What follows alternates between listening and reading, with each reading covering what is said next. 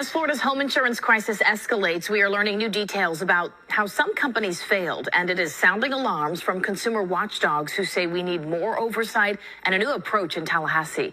Our political editor, Craig Patrick, has the documents and the growing call for action to stabilize the market and bring down our rates.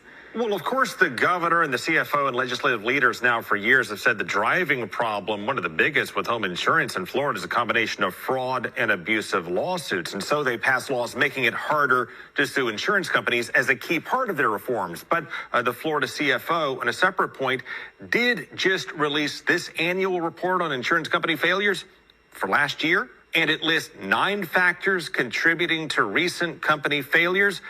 They include improper insurance company management and insufficient reserves and inappropriate transactions between the insurance companies and their affiliate and subsidiary companies. But it does not mention, at least directly mention, fraud anywhere, and it does not directly mention lawsuits either. That concerns consumer watchdogs like Doug Quinn.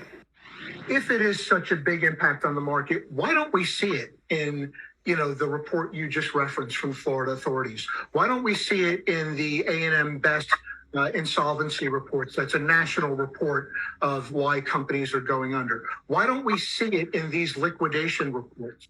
Well, a state CFO spokesman told Insurance Journal that fraud and litigation are underlying issues that were not mentioned directly in the report, but roofing fraud and litigation are also not mentioned in this separate report that the state CFO released on the failure of a specific company's Sawgrass Insurance. It states, based on a review of Sawgrass's history and business practices, the cause of Sawgrass's insolvency appears to stem from mismanagement and a lack of funds. This company had no financial exams from the state of Florida since 2011. And I'm wondering if maybe more effective oversight, I'm actually confident that more effective oversight would have helped to avoid this disaster.